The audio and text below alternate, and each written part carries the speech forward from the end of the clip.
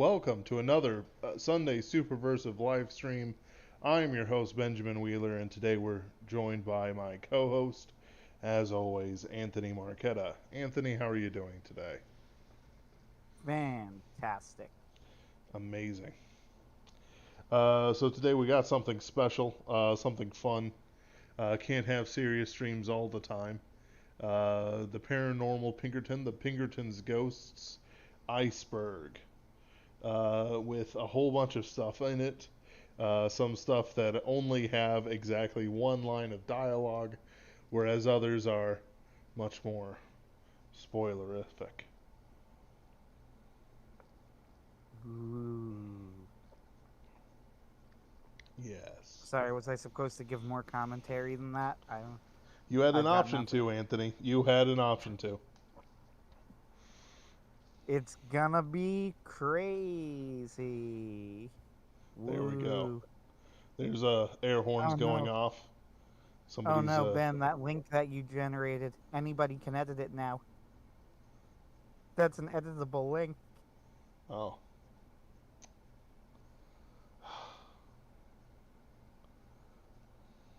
And there's an anonymous person on it as well, who's probably you. It was me. Anyway, so right now we are there we go. Sorry, you could put the image in the description if you want to, though. Like, that's fine. It's just I don't want people editing it and then going like, "Did you see what the Pinkerton's ghosts put on their iceberg? Crazy." That's our job. It is. Uh well, anonymous sphinx isn't us, so anyway, uh one of the things I do take a great pride in is that I've spent a decent amount of effort on the Pinkerton's ghosts lore, using both shorthand and longhand to make sure everything kind of fits, whereas also makes a very familiar and understandable world that the Pinkerton's ghosts, Jack, Jim, Sean, and others operate in have a stream of logic to it. And that involves sometimes things in the background and histories and stuff like that I simply don't bother to go into much more detail about. Yes. Mm-hmm. It's quite frankly very enjoyable to kind of giggle at something I've just added to a story that, quite frankly, isn't going to be important for years of our time, much less years of theirs. I'll try and mimic the Wendigoon style, get people into the spirit of things.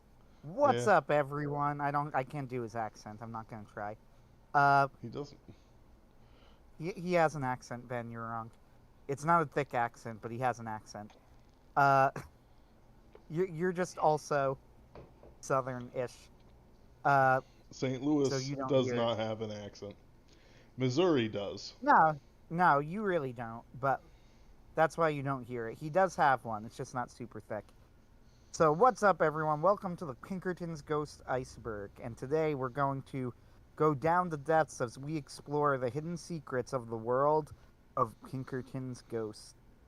So, starting off at the top, by the way, I put this together, and there is no. So, the layers are in a rough order. The order is not exact. The order is like what felt right to me when I was putting it in, and also, frankly, what would fit. However, inside each layer, there is no order except in the bottom layer. But for the first six of our seven layers, it's just like tier one, tier two, and you could read it in any order. So we'll start off with the first one, which is the position of control is hereditary, and nobody knows how this family line got the position.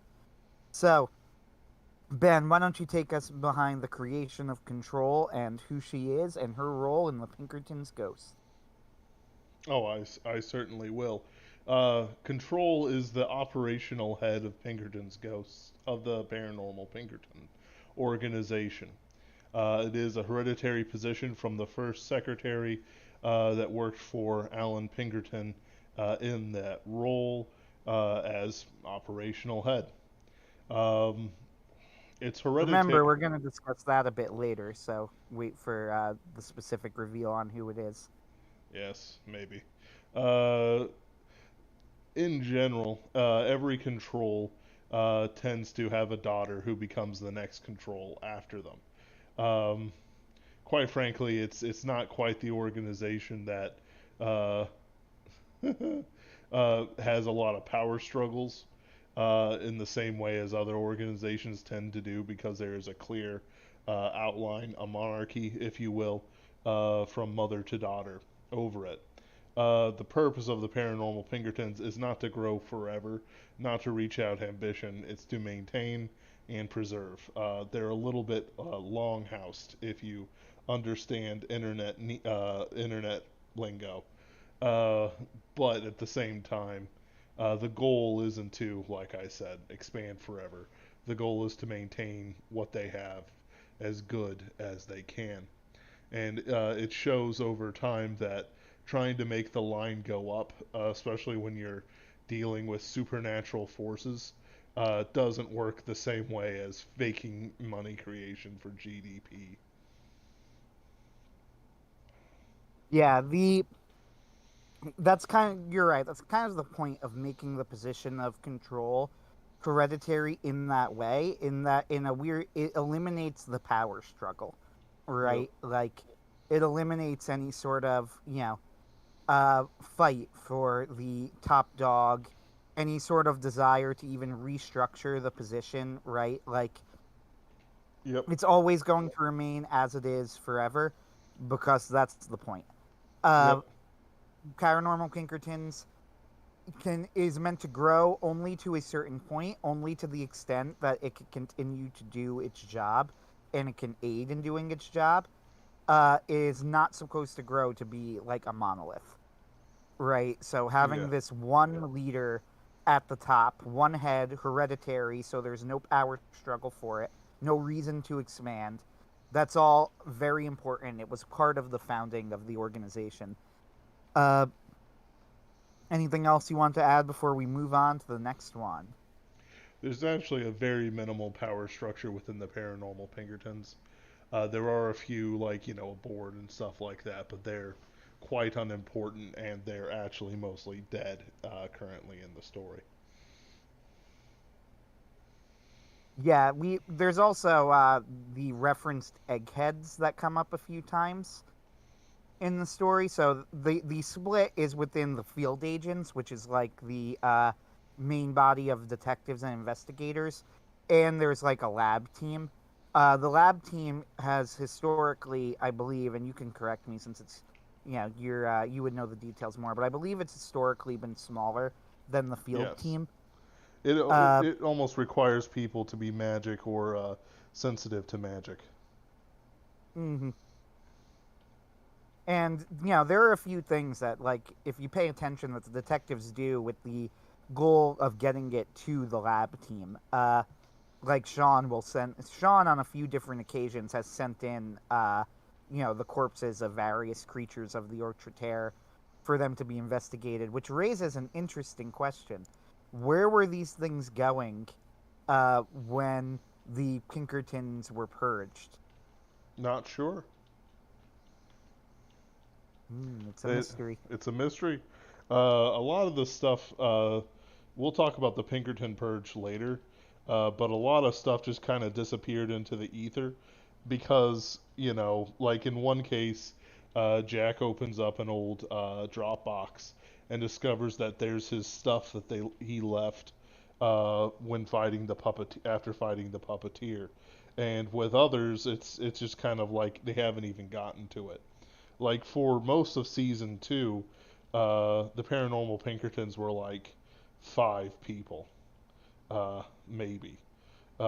Like they didn't start recruiting more field agents until about halfway through season two, whenever Eugene gets on the field.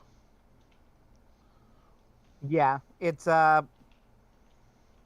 interesting how things are going to progress. I think you'll Yep. see, and we're going to talk a little bit about it now, or later in the Oh yeah. show. But Uh, I think the direction that things are going to go is going to really interest the fans. So we'll go to the next line. Jim's brother died soon after he joined the Paranormal Pinkertons. This is in the first layer of the iceberg because it is actually revealed relatively early in the series. Uh, I don't know if Jim's brother's date of death ever officially revealed. No. Yeah, so There's that's a bit of info. yeah, there's a little bit to it in the sense of uh, what Jim was up to. It's very clear in the story that there's more to it than just Jim shot a guy in the back and received the Philosopher's Stone, the Soul Stone. So it's like there's more to things than the story sort of goes over. There's also the fact that uh, Jim does tend to be a bit of an unreliable narrator. Mm. I think that when you look at the core of each of our stories, the core of Jim's story is Jim is ultimately, I would say, a good man, but he's a good man who was tempted to power for extremely understandable reasons, even as he knows that it might not necessarily be the best idea. The lure of what he could get out of that power is sometimes too strong for him. Yep. And it's not like what he can get, what he's asking for is something necessarily nefarious. Jim isn't somebody who wants to rule the world, and he isn't somebody who wants to hurt people, right? Right. Fundamentally. Uh, he wants something that's, I think, very understandable for people. He wants his brother back, right? Yep. Uh, but he he knows that in order to do that, it might require him to do things that people that he knows deep down are not really the right thing to do. And sometimes he'll do it anyway, and he'll try and justify it to himself. But that's where we say Jim isn't always a reliable narrator. I think deep down Jim knows, right? Oh yeah.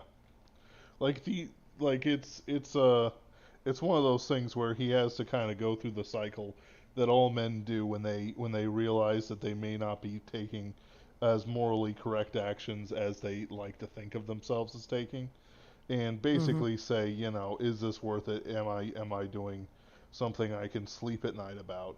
And quite frankly, not everyone can come across an answer and say like yes.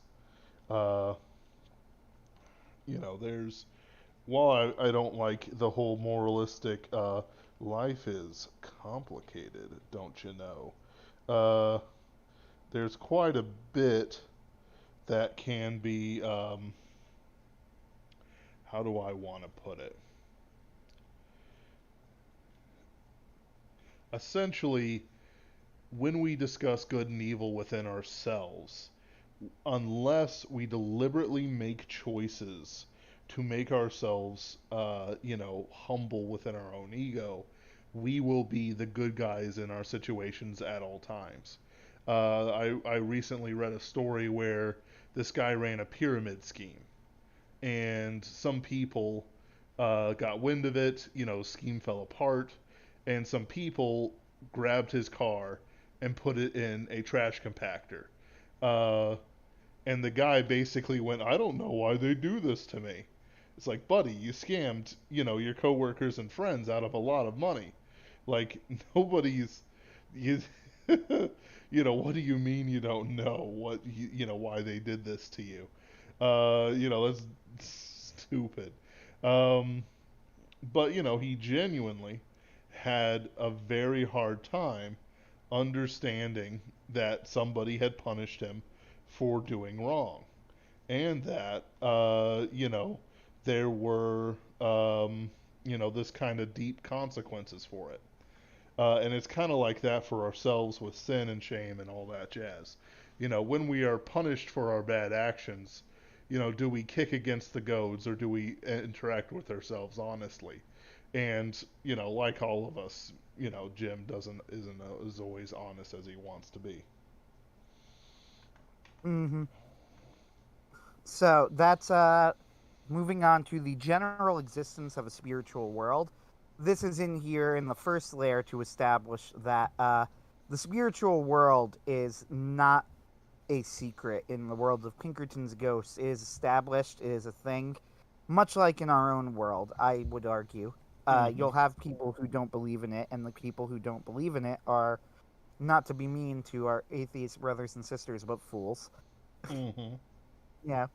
Uh, just like in our world, to not believe in the existence of a spiritual world is simply foolish. However, it's worth noting this because the Pinkertons operate a lot on this plane, right? The paranormal Mm-hmm. Pinkertons, I should say specifically. The Right. paranormal Pinkertons operate a lot on this plane. The general existence of a spiritual world. You can't be an atheist in a paranormal Pinkerton. The concept doesn't make any sense. Yep. Unless you're like, almost an Edward Elric type, I suppose, who believes in some vague spiritualism but doesn't believe in a big G God. But even then, I don't really know how you would operate in the way that the paranormal Pinkertons currently do. Uh, Yep. and yeah, that's the only reason I really include it. It's to set up like where we're going with all of this. So that leads us to the founding of the Pinkertons in the 1800s. Now, here is an interesting detail as I looked it up in preparation for reaching this point. Did you know? You probably do because I'm sure you've researched this. But did you know that Alan Pinkerton founded the Paranormal Pinkerton Agency after meeting an attorney in a Masonic hall? Amazing. So, the origins of the Pinkertons, they date to the 1850s. Alan Pinkerton was a Scottish immigrant. He met a Chicago attorney in a Masonic hall. He was skilled in espionage. He begins growing the agency, and particularly the Pinkerton detectives went big for their involvement in foiling an assassination attempt on Abraham Lincoln. Uh, Now, we're Yep. going to talk more about the relationship between the Pinkertons and the Masons later, but go ahead, Ben. Yeah. There's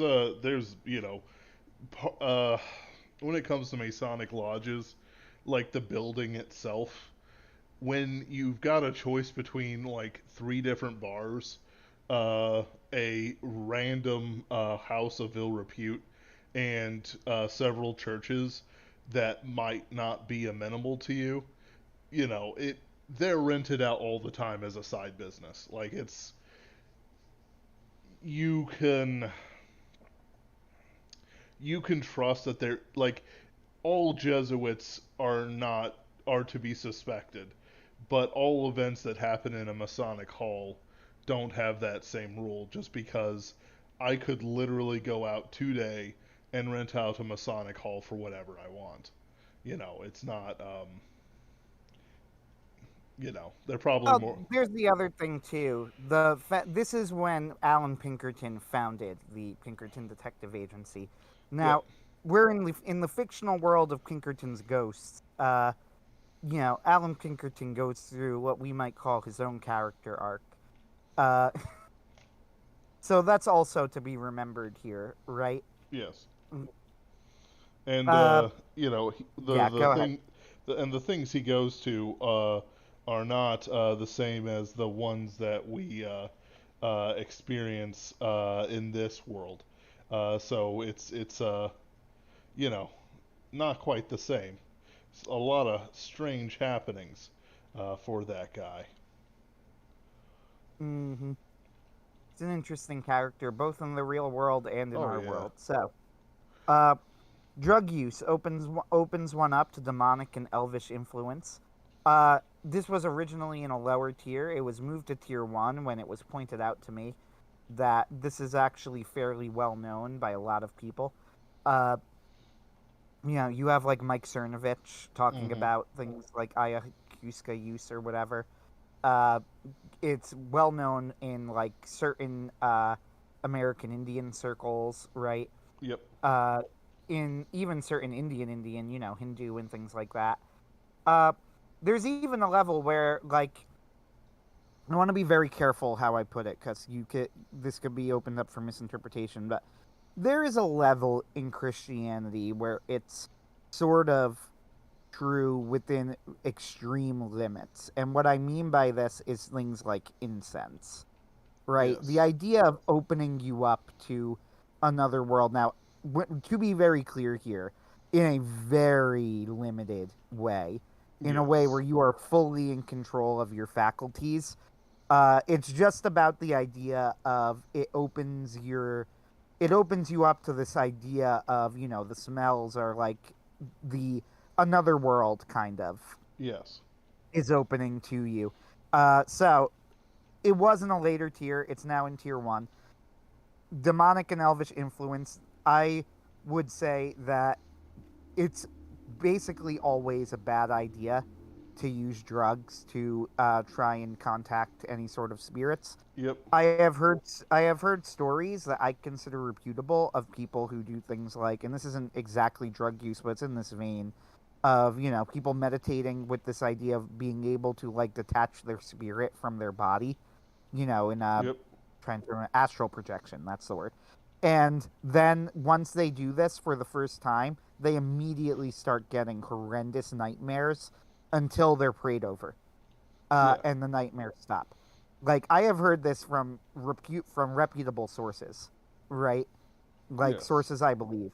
Drug use is the sort of same type of thing. It tries to take you outside of yourself in a way that is very, very dangerous.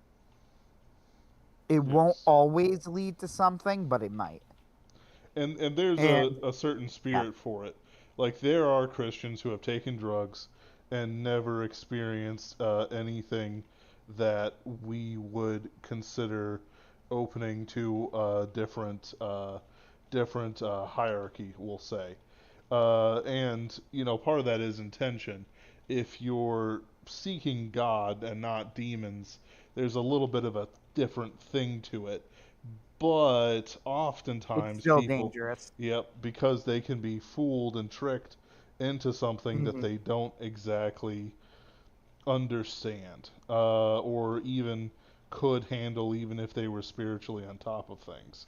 An open, like there's I forget what series this was, but it's like, an open door is, a dangerous thing, or an open mind is a dangerous thing. But it's like, yeah, you know, yes, it's dangerous because it opens you up to this stuff. It opens you up to demonic influence. It opens you up to deception. There was this one guy who's like, I was astral projecting, and I found a plane of flesh. And I wanted to join that plane of flesh because it was telling me to. What do you guys think? And somebody's like, I'd stay the away from that. Well, that sounds insane. Uh, Yeah, I mean, it is. It is. and lastly, so yeah, that's just to mention, again, it's sort of getting you into the mindset of things like especially in the world of the paranormal Pinkertons, you should assume that that's a thing that can in fact happen.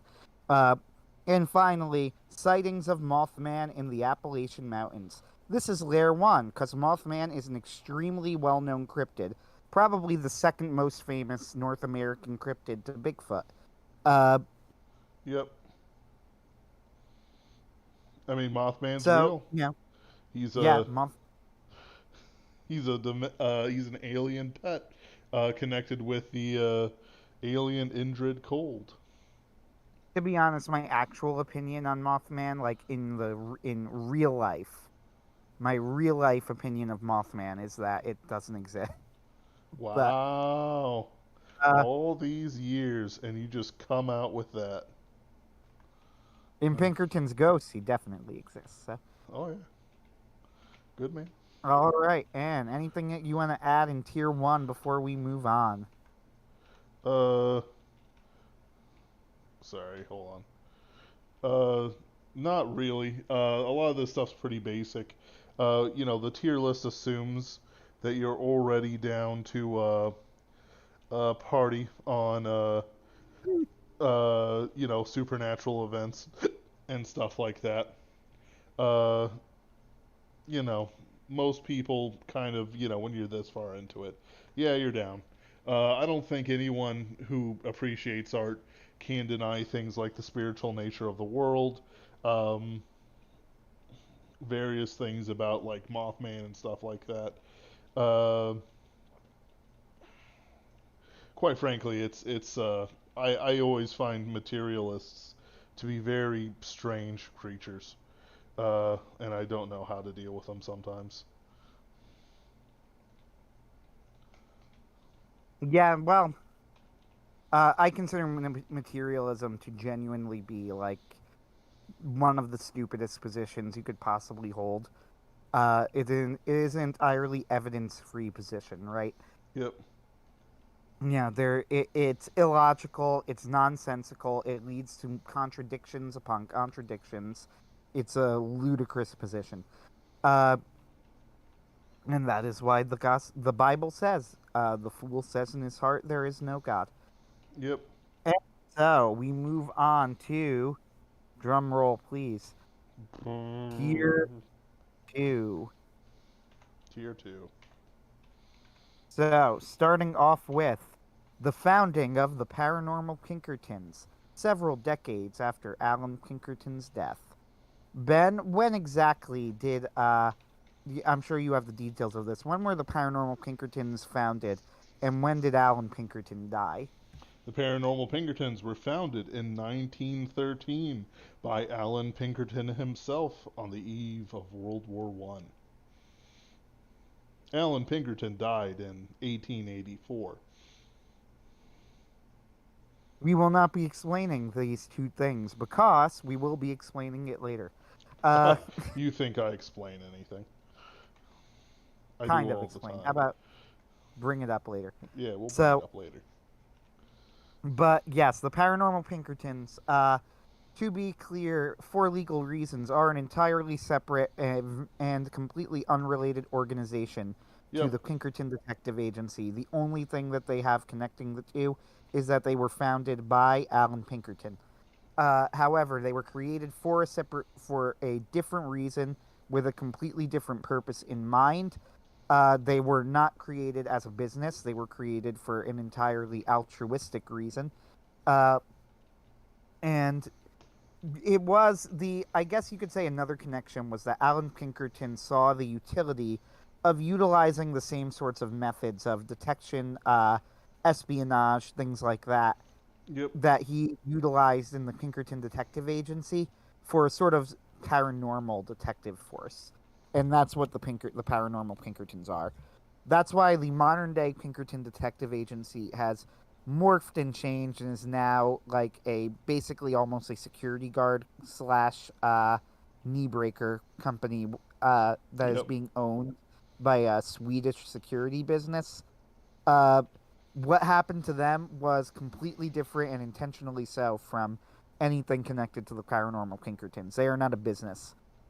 They have a trust fund, which is where they get all of their money. Nobody knows how much money they actually have, but it is seemingly unlimited.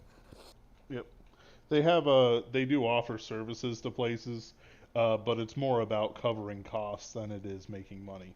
Uh, any no as sometimes people say, like it's the whole thing isn't about making tons and oodles of money. As if you can spend it when the world ends. It's to make sure that certain services are provided and certain events in the American sort of spiritual plane don't happen with the frequency they might in, say, Russia. Mm-hmm. Yeah, no, none to add. So we'll go to a witch from the Arthurian era is living in the woods of central New Jersey. I will note here that this could have probably easily been stuck in tier one, but I thought it was weird enough that it deserved a spot in tier two. Your mileage may vary on this. So the witch from the Arthurian era is, of course, the famed witch Morgana. She has been a part of Sean's stories quite literally from the very beginning.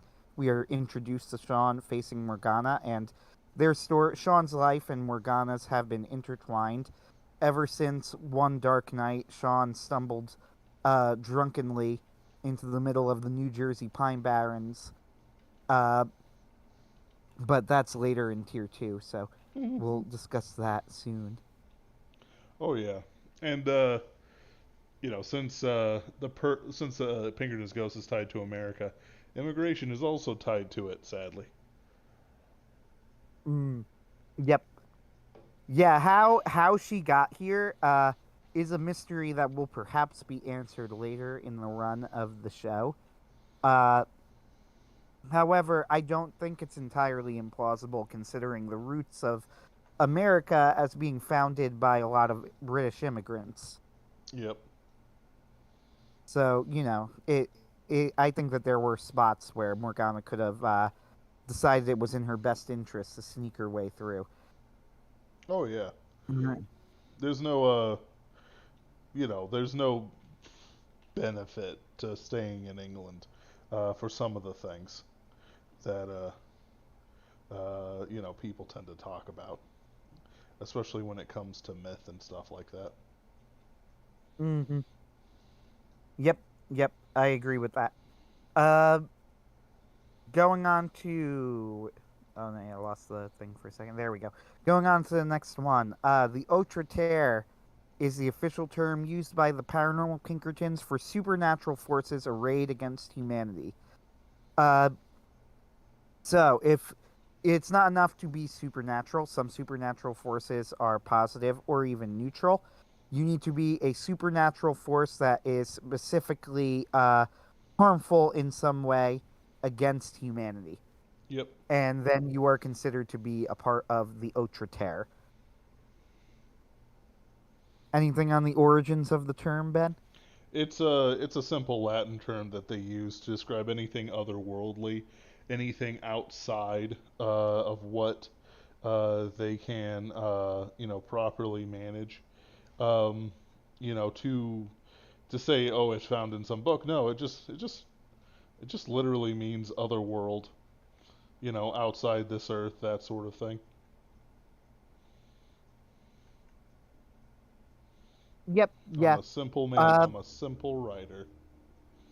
the whole Yeah. point of the term is that it gives us the paranormal Pinkertons need a shorthand for this since it's primarily what their agents are dealing with, and this is what they came up with. Uh, Going to an interesting one, the Heart of Kronos is located in a small church in the Midwestern U.S. I believe it was Casey, Illinois. Yep.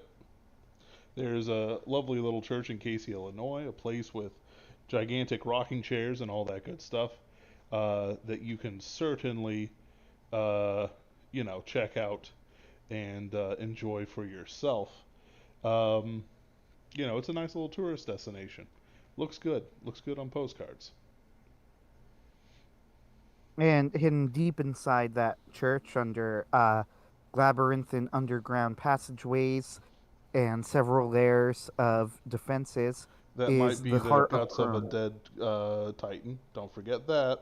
Correct. That might be the guts of a dead Titan. There is the heart of the great Titan Kronos, which controls time.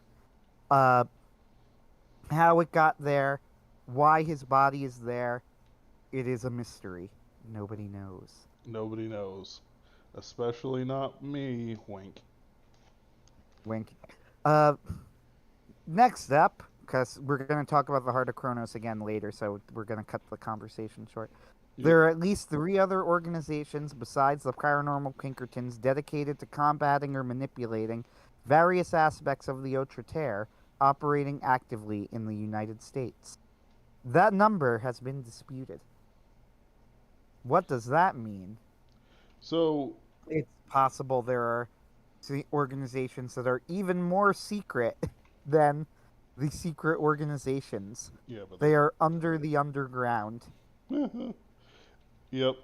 There's a decent amount of work that's done by other organizations. Some do it just for the money from killing monsters and stuff like that. Kind of like Monster Hunter International, if you know that one, which is entirely based on government subsidy. I don't know how that makes you feel about them once you realize it's all just government bounty. Um, But uh, yeah, no, the paranormal that like the amount of secret societies that exists changes based on the amount of things that are going on in the world.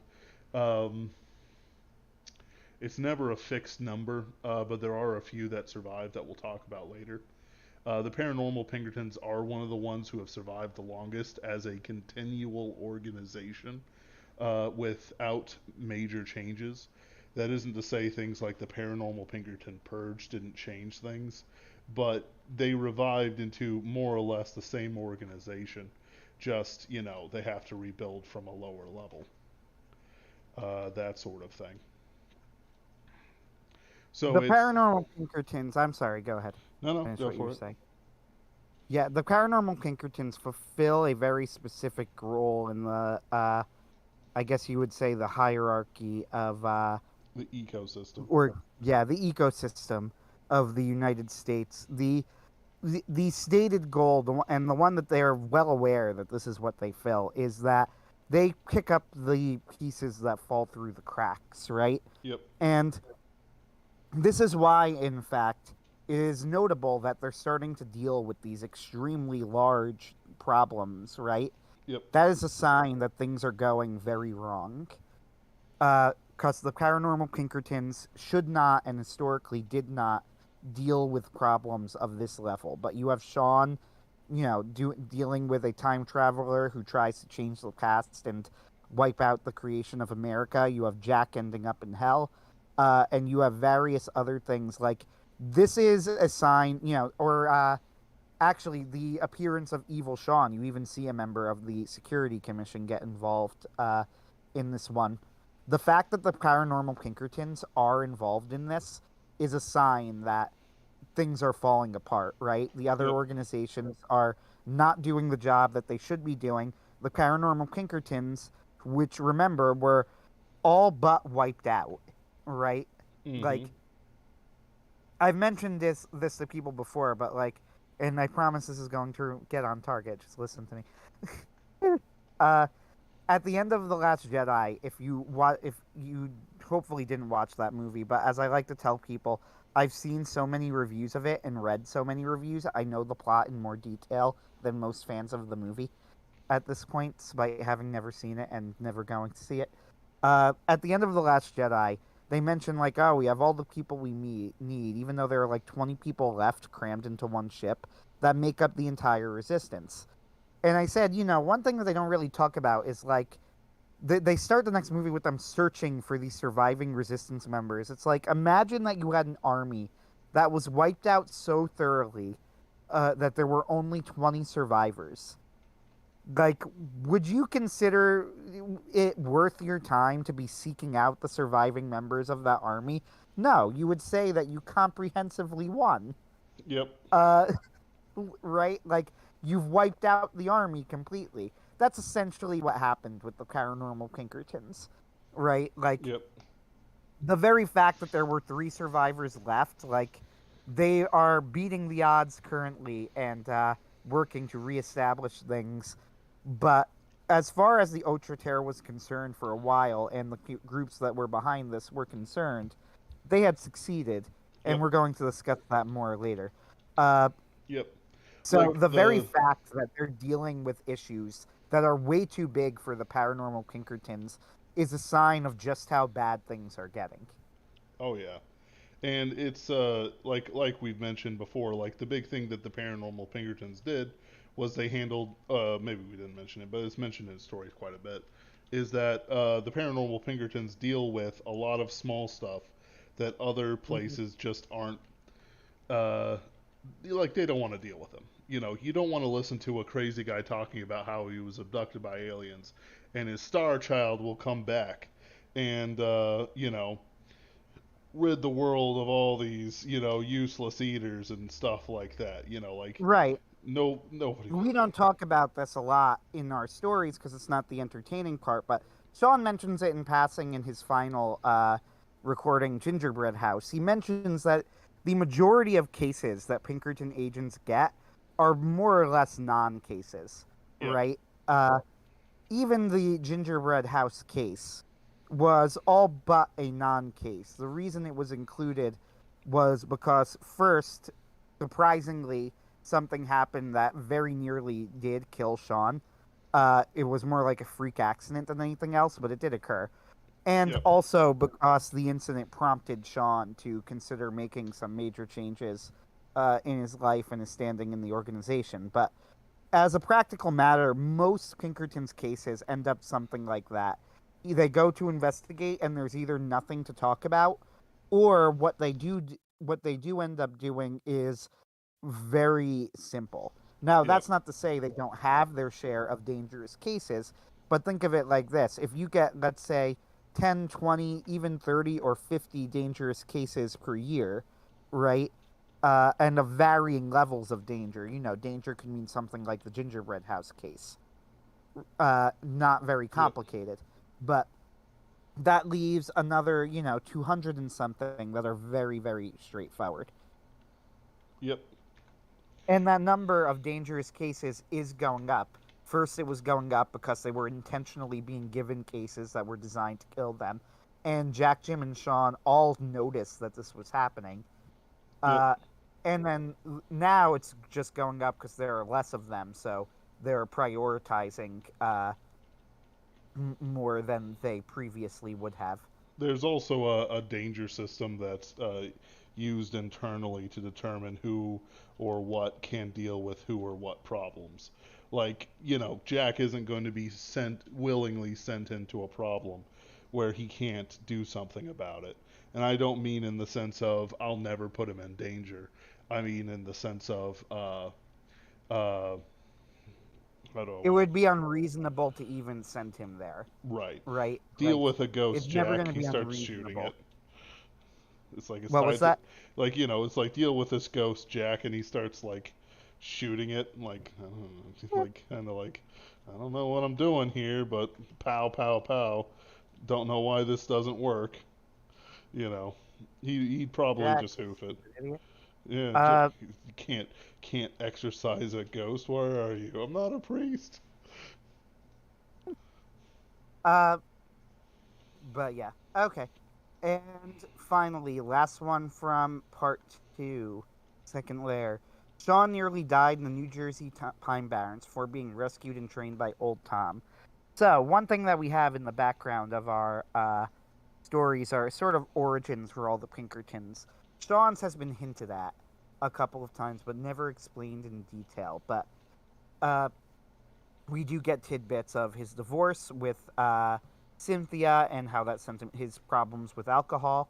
So what happened here is that Sean, before he became a paranormal Pinkerton, after Cynthia kicked him out of the house and was going to divorce him and uh, rob him blind, basically, Mm-hmm. Sean got completely drunk, took his car, and drove into the center of New Jersey. Just drove down the road, pretty much, right? Drove down the Yeah. highway, having no plan in the middle of the night, and ended up stuck somehow, just through random coincidence, in the center of the New Jersey Pine Barrens, where something occurred.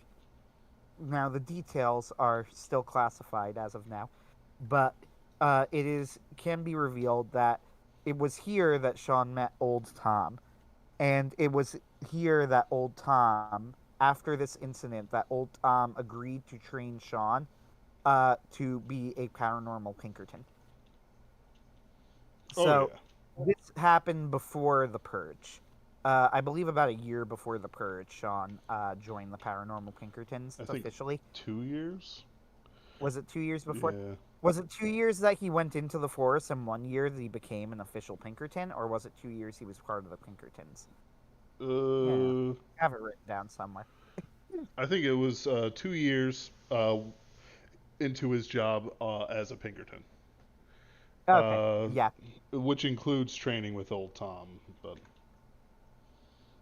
yeah. There is like as you mentioned, there's a sort of danger system. Sean would have been able to take lower level cases, mm-hmm. while he was under Old Tom's wing because Old Tom was vouching for him. Uh, their relationship was volatile, and Old Tom was a harsh taskmaster, but it also was very effective. One thing is that although Sean is definitely less capable than a man like Jack, and he is definitely less experienced on the magical side of things than a man like Jim, Sean is well above average in terms of his physical abilities and his knowledge of the Autre Terre, Yep. right? You To need to be in order to rise as high in the organization. He's just below Jim and Jack, who are essentially like top level experts in their fields, yeah, respectively. Which Sean, though, is rapidly kind of rising to that rank. he's always been Uh, different. Like it's been a different focus. Jim and Jack don't really expect him to be the magic guy or the frontline guy, and it always helps to have somebody with a gift of the gab around to calm down the screaming women's and such. yep, yep. From the more meta perspective here, when we're talking about the creation of our characters, I could tell you that the creation of Sean arose from my idea of having someone who is more like a normal guy. You know, Sean is somebody who can do things that are physically possible for men to do, that knows things that are physically possible for men to know, but has no magical abilities of his own whatsoever. Did not grow up in this world, was essentially grew up as a normal person, right? Yep. He was raised by his parents till he was 16. He went into real estate. He got married. He got married young to a gold digger, essentially. Although that might be a little bit unfair to Cynthia, who has a little bit more depth to her than Sean maybe appreciated for a while. Listen, But Anthony. All I'm hearing is that Sean isn't a top G. I've been watching some Manosphere TikToks. Yeah, that's right. I'm hip to what the kids are into. And he's a simp, wait, the Anthony. manosphere is still going, huh? No, it's not. I'm referencing Andrew Tate and all those other guys. How many Bugattis do you have? Bullshitters. Every now and then, I still pull up Dalrock and read through his archives because his website was fantastic. Oh, it was. He was one of the best. Even pagans like Bap reference him. He was. I think Dalrock was by far the best of the Manosphere guys because he was very overtly Christian and went about it from that perspective. Uh, but yeah, whatever. That's a tangent. Yeah. The point, you're right. Like the point being, from the meta level, that's what Sean was. That was my interest in Sean, right? Like I Yes. wanted to see, how does this guy interact with everything? How does he survive? Why is he one of the last three? But it's also the fact that as the stories go on, he survives more and more and does more and more.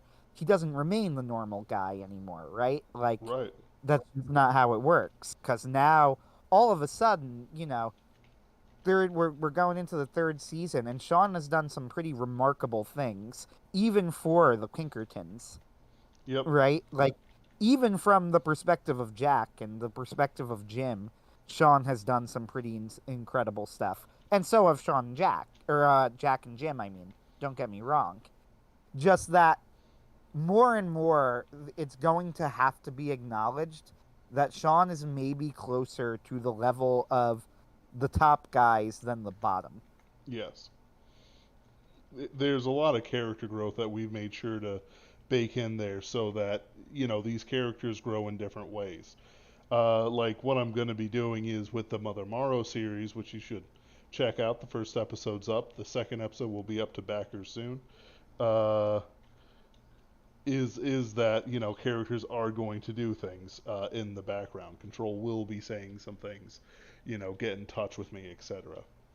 Uh, I will say too that just in terms of the character development, like there is a lot of very intentional character development on here. Like just for all of the fans where it's like we are very much aware of the directions that we are specifically pushing these characters through. And pushing sounds like wrong, but what I mean by that is none of it is accidental. Like, mm, a lot of the times you see when you watch these shows, people go through things and then it's reset week after week, or they need to remain stable until they go through specific arcs that change them. We Yep. think through everything that happens. We very intentionally reference past stories all the time. In passing, it changes how we react to things. It changes how the characters react to things.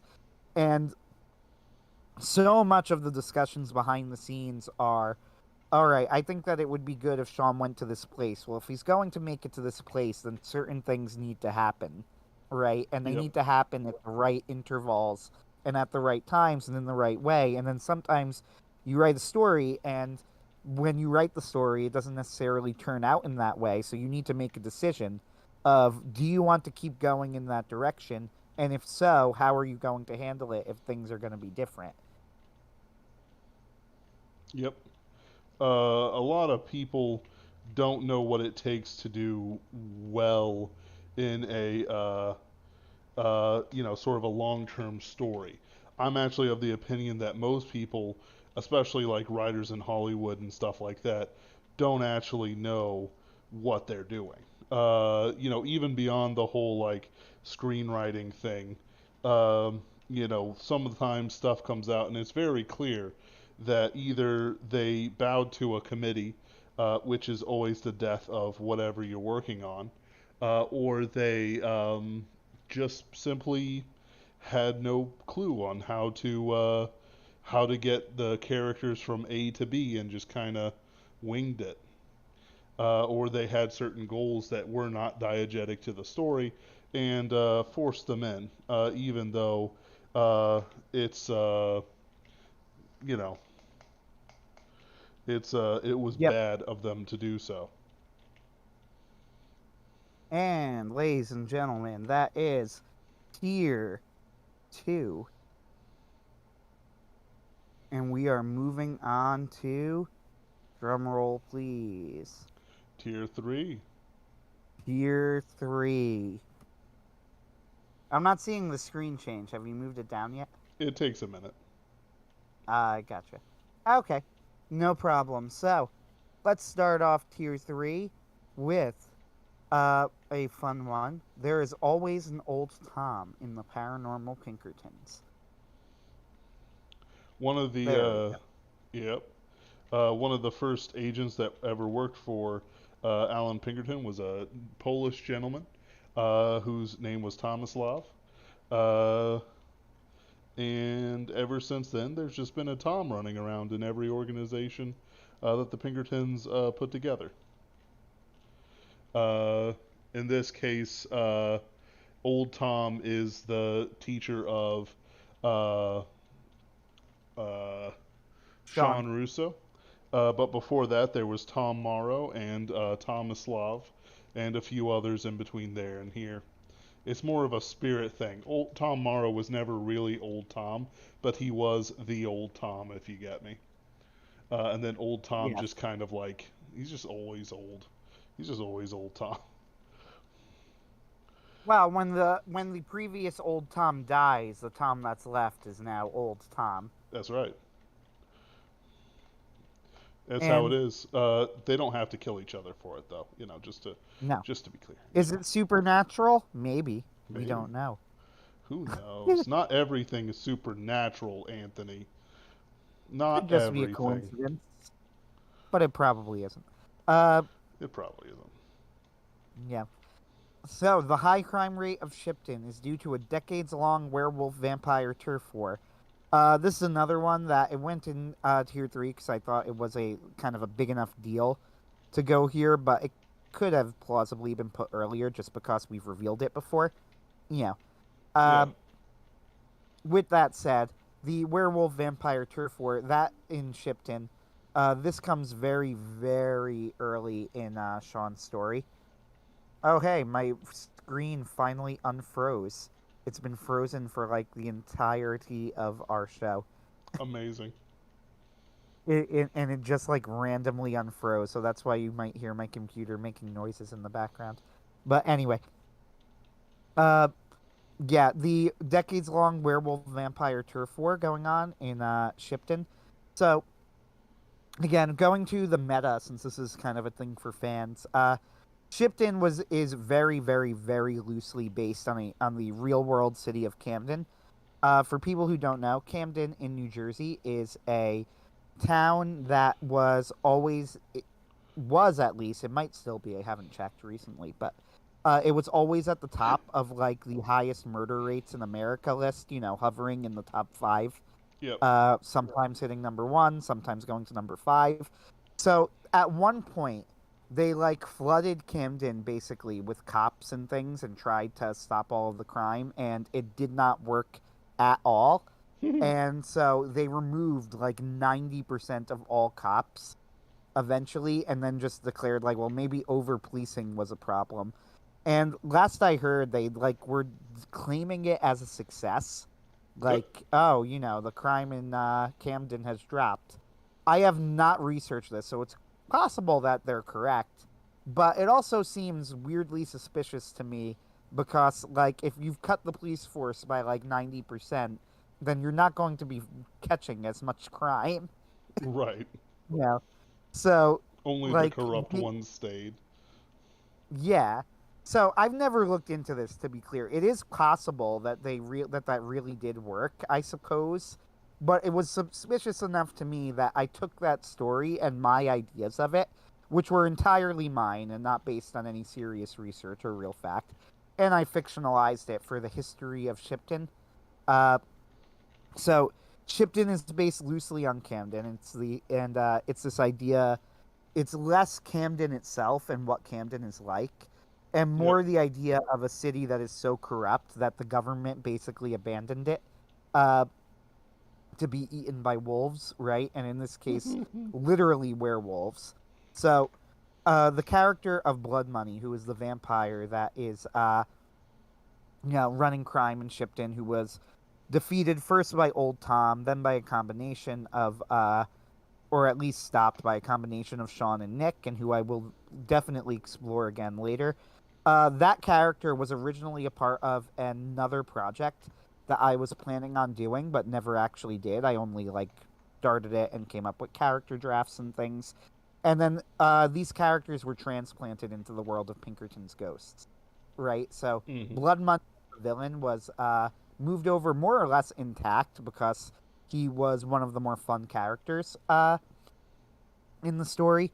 And Nick the detective was another character he was originally written as a side character in the story, and then I liked him enough that I was going to use him as the lead, and then we moved him to work with Sean in the world of Pinkerton's Ghosts.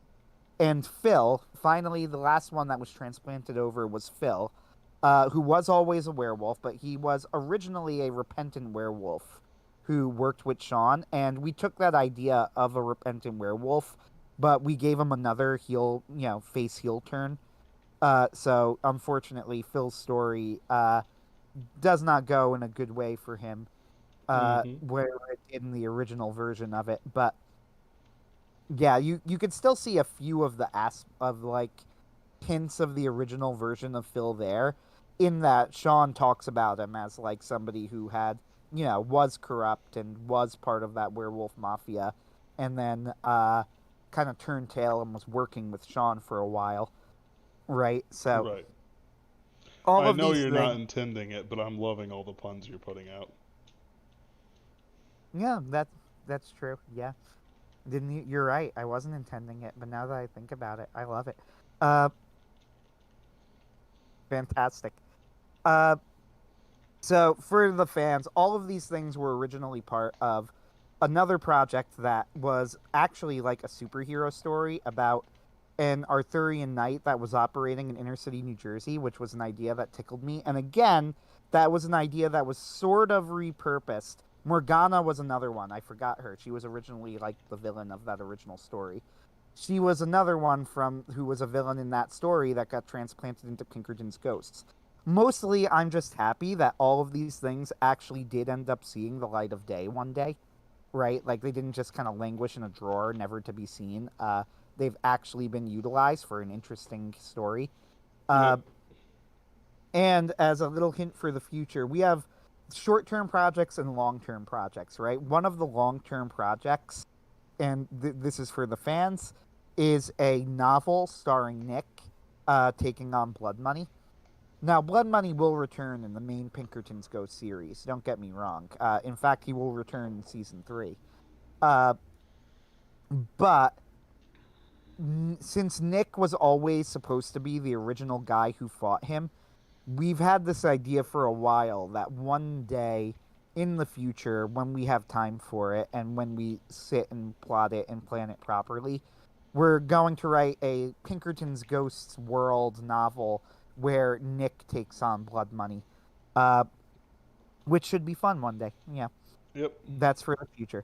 So there you go. There's the inside baseball for the fans. Next one. We'll go to the left again. Kate Warren is the ancestor of Control's family line. So this is, we don't know who Control's ancestor was. Well, actually we do. It's Kate Warren.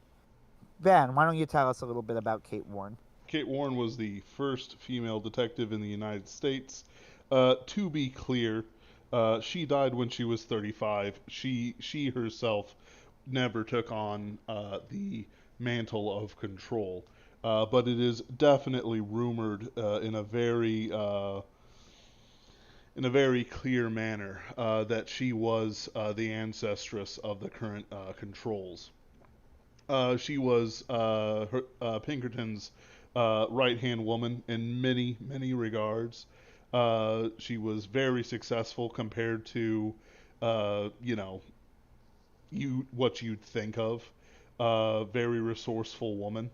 Um, even up to, the pre-Civil War and just after it, she was very active. Uh, she caught pneumonia and died.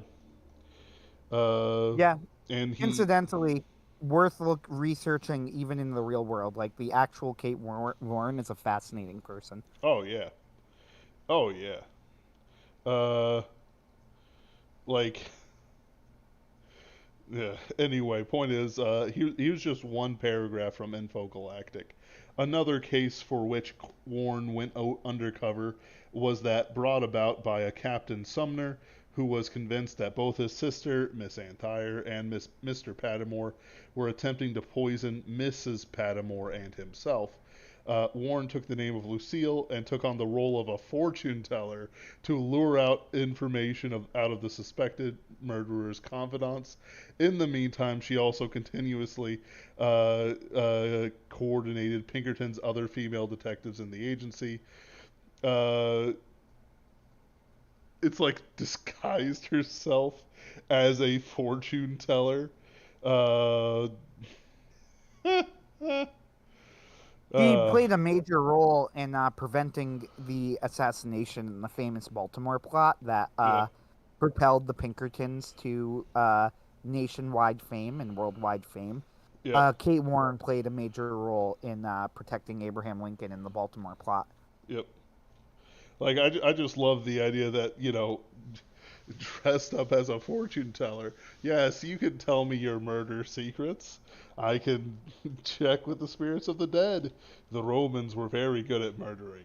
You want to get their advice, and then fakes a seance where they describe their murder plot. I don't know if that's how it went, but I hope that's how it went. Yeah, Kate Warren even like the way that she talked herself into the Pinkerton, she basically went up to him and said like, "Give me a job," and Alan Pinkerton just kind of gave her a bemused look and is like, "But you're a woman." Like that's a terrible idea. And then she points out to him like, you realize that being a woman, I'll probably be very good at wheedling information out of men in situations where they would not say things to other men. Yep. And he like thought about it for a moment and is like, you know what, that's actually a good point. Oh yeah. There was a Japanese spy agency slash political party called the Dark Ocean Society, and in reality, they ran a large amount of their brothels, and it was basically a giant excuse for the geishas to wheedle secrets out of drunk politicians. There's a lot of precedent for what she was suggesting. Yeah, it's kind of interesting, and I will say, as not under there is a real spirit to the idea of, like, don't underestimate women when Yeah, it's understood in the right way, right? yeah. It's like, I hope that makes some sense. I hope. right, like Kate Warren wasn't fist fighting men on top of a burning Hindenburg. She was, becoming the friend of their wives and going, is your husband murdering anybody? That's pretty saucy. You should tell me. You should Yeah. absolutely spill the tea, sister. Is Colonel Patterson planning to kill Major Watson for the dark secret that we know he has? Spill the tea. No. She was definitely a different breed of woman in a way that, quite frankly, I don't see, even among female police officers. Partially because there's no evidence that she was a lesbian. Uh, and the other bit being that there's a certain amount of, I don't know, just from the things I've read, uh, a lack of ego in ways that most people wouldn't be able to sort of put out. And it's hard to talk about it a little bit sometimes, just because it's like, it's not that she had a quality, is that she lacked certain qualities that would hinder her, like pride and ego and certain fancifulness. She wasn't prone to hysteria. She didn't get the vapors. She never No, needed a she. fainting couch in her life. Amazing. Yeah, she very much did not. And incidentally, part of the reason that she was picked as, like, the ancestor is that she really was responsible for training the female detectives in the paranormal Pinkertons. Yep. Like, that's a real part of the history. Oh yeah. Uh okay, next one. The Security Commission of Prague has known about parallel worlds since the 1970s. So, our connection with the SCP has been tentative and unofficial, right? Yep. Uh, so we're always very careful when we refer to them in story that we do not call them the SCP and we do not use the full name. We use the phrase Security Commission, Yep. so that for a couple of reasons. One of them is that if we do that, we're not beholden to the lore of the SCP, Yeah. which is helpful from a writing perspective. And another is just that we don't have their permission. We are not officially associated with them. So, the Security Commission, officially speaking, is not the Security Commission of Prague. Yes. However, fans are free to understand it in that way if they so choose. Yep. And this is of course their own choice, but uh, you know, I wear the series influences on our sleeve. Mm-hmm. There's some things definitely came from that sort of universe, whereas others, not so much. We're less gay, for one thing. You wouldn't think sexuality would come in such a negative aspect in these sort of series, but other people have different opinions. You'd think opening yourself up to spiritual weakness, like going to massage parlors or bathhouses, would only hinder the well-meaning paranormal Pinkerton. Um, but no, they don't get it. They deal with literal demons, but they open themselves up to sin all the time.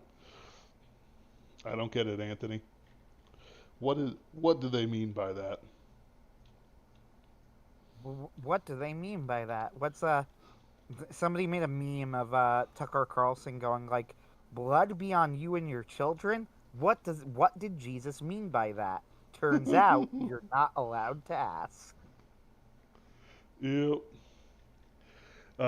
We've sat down with the security commission and asked them, in the face of literal gay demons, why are you gay? Why? This Why? was Jack. Sean ushered him out of the room. You sit down and go, why did you schedule this meeting? Jack goes, well, I was just wondering, in the face of gay demons, why are you gay? And then Sean is like, all right, that's enough.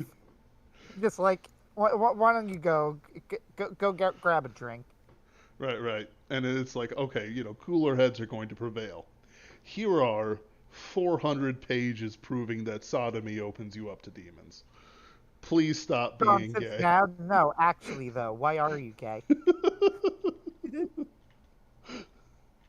You're a liability. And Like he's not wrong. I'm just saying. right, right. No, no, no, no. We're not coming about any sort of judgment here.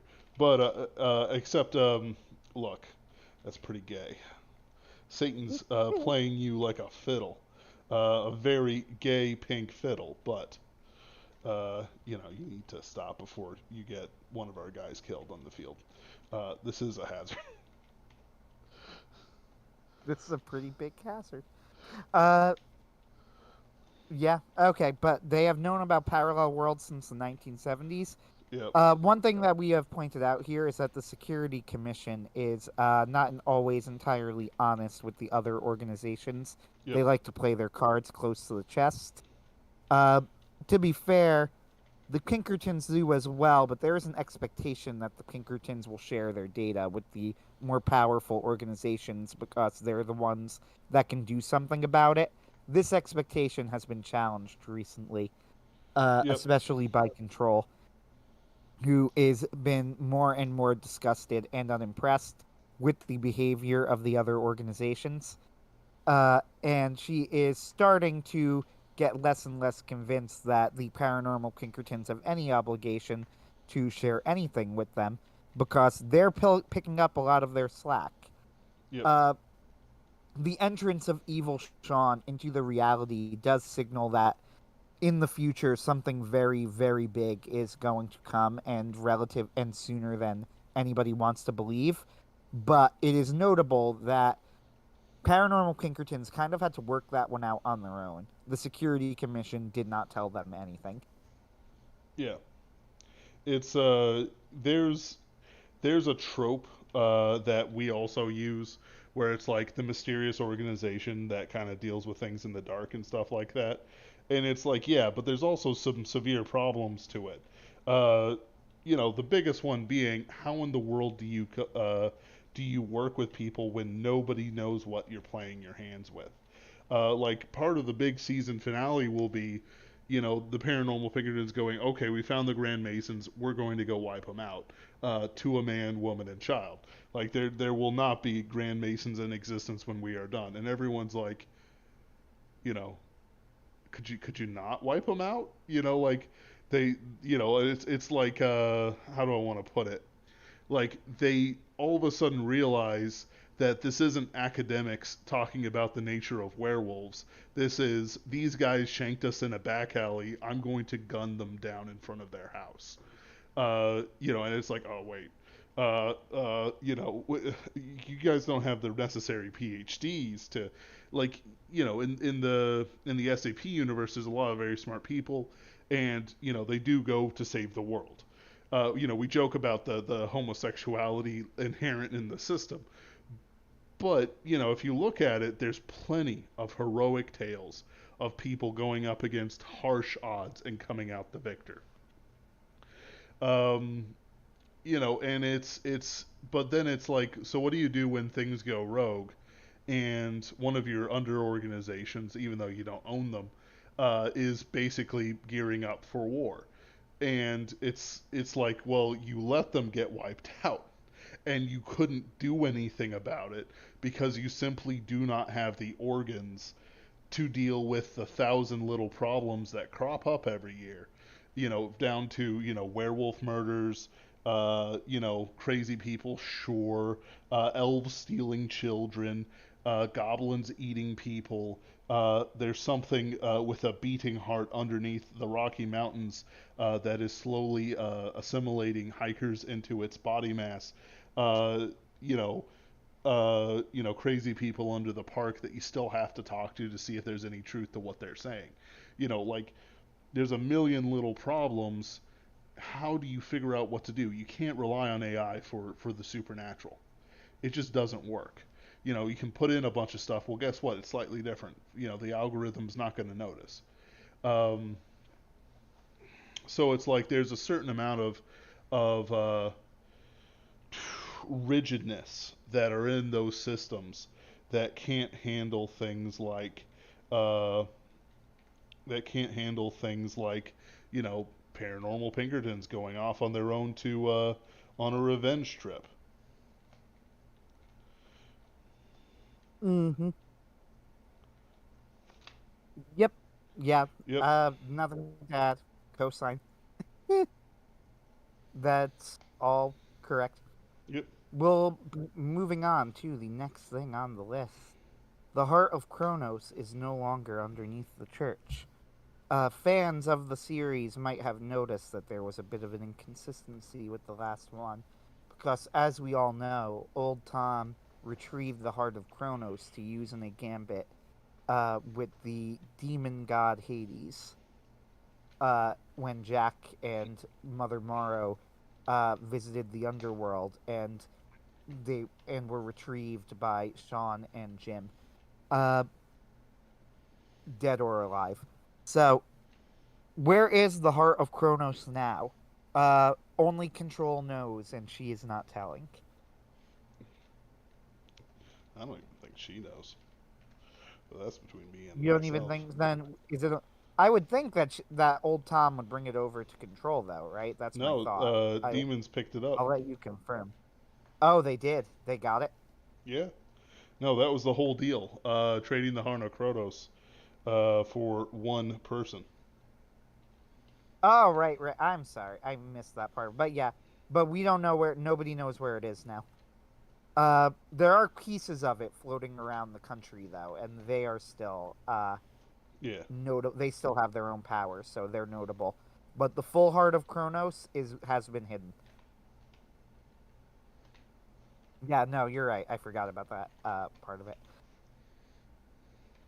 Yeah, just a mysterious tidbit to keep there. Uh, we'll go down now. Old Tom lost his eye to a nuke.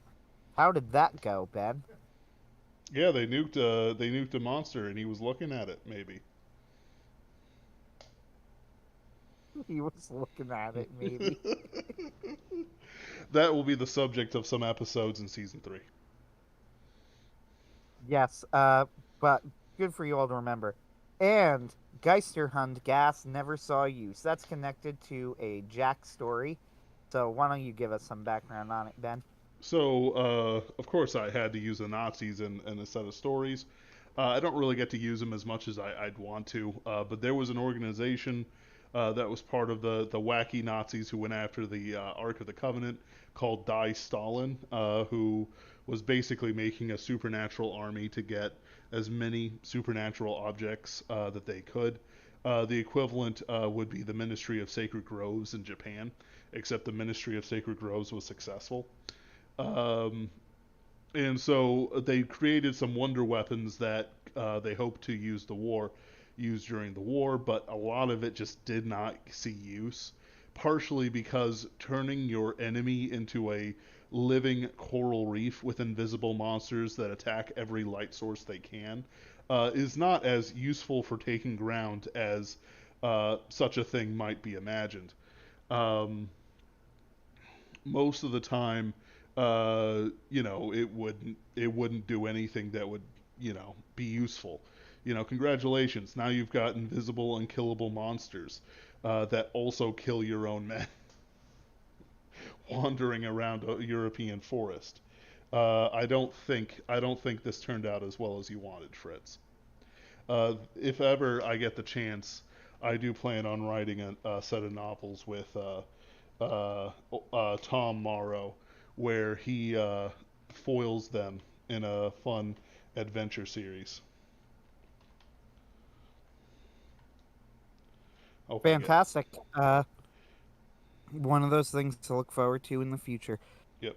And that takes us through tier 3, which means we are on to another drum roll, please. Tier 4.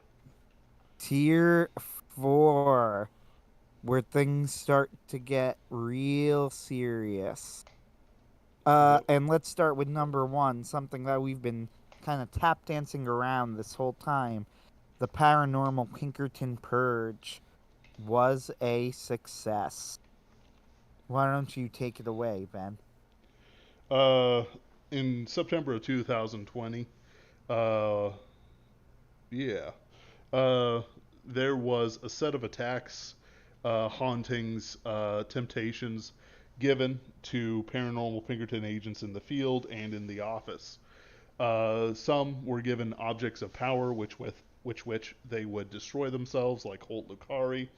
Others, like Jack and Jim, were sent on very dangerous missions that were technically above their grade or without a solution that they could rely on. Jim, not so much, but Jack certainly. Uh, Especially that the second episode. Just a second. Uh, Jim was always assumed to turn evil. Sean was kind of a non-issue, but he did have some danger attached to him, especially when he started going into Shipton. And they almost fed him to Morgana again.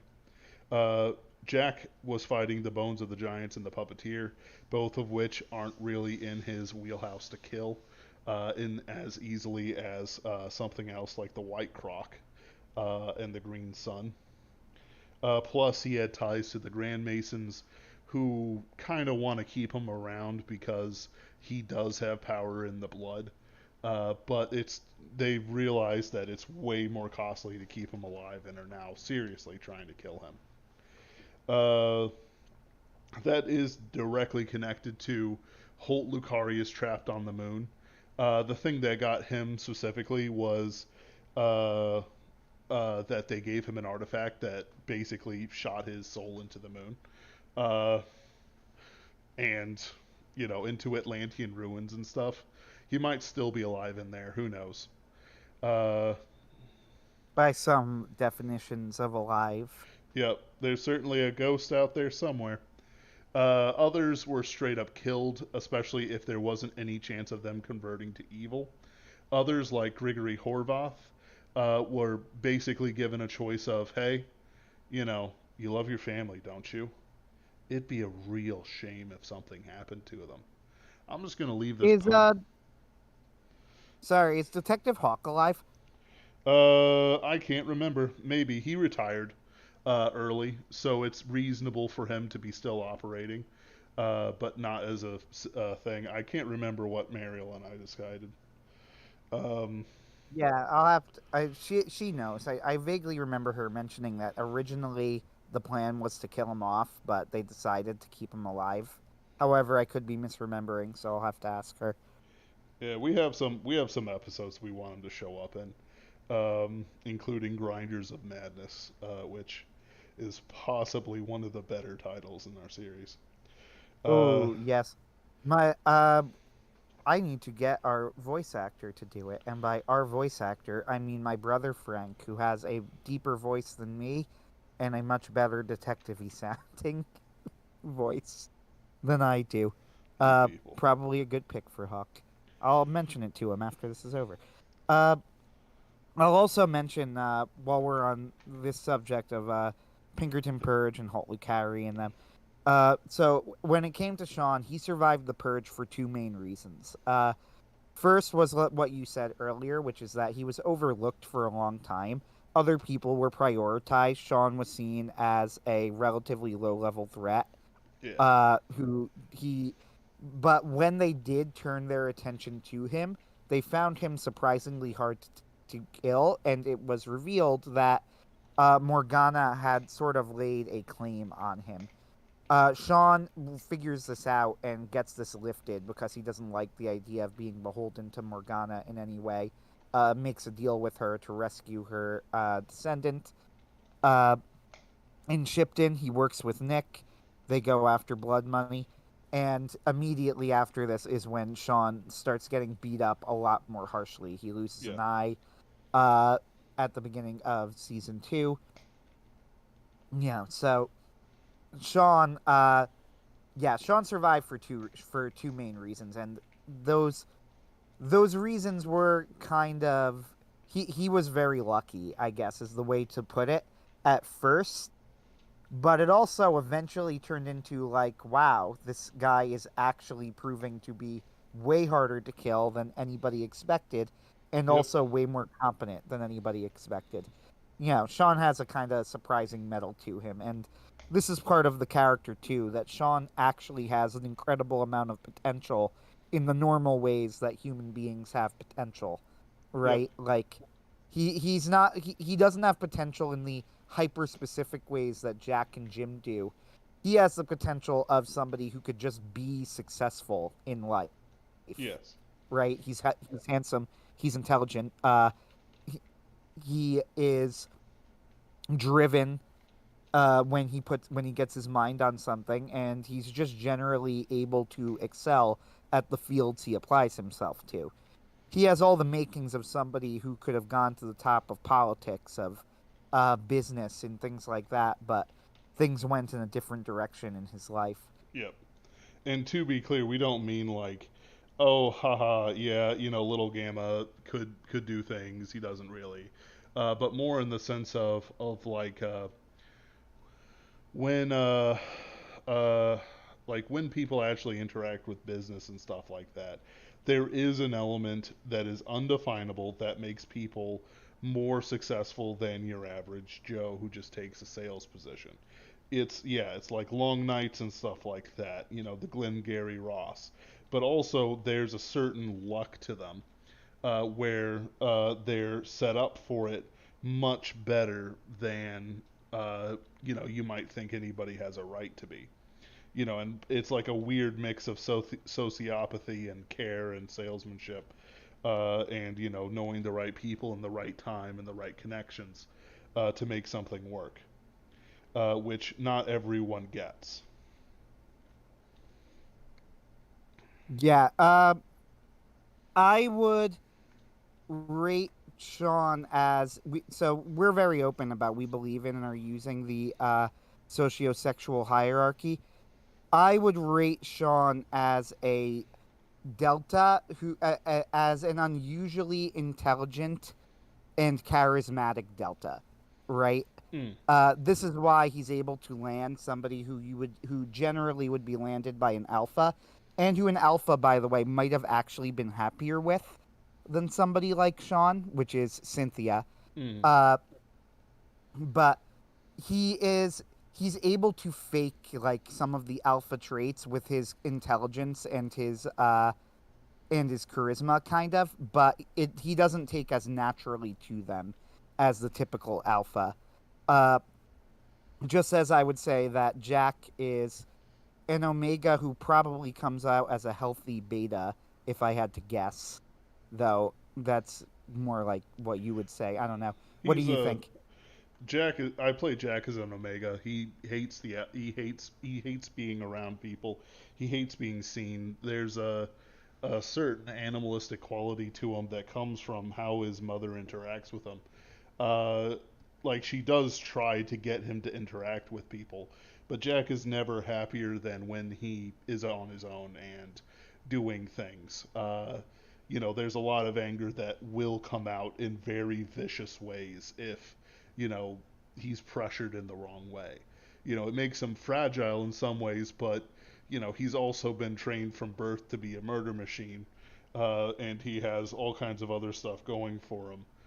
So it's more beyond like, if he had been healthy, yeah, he'd be some kind of Bravo.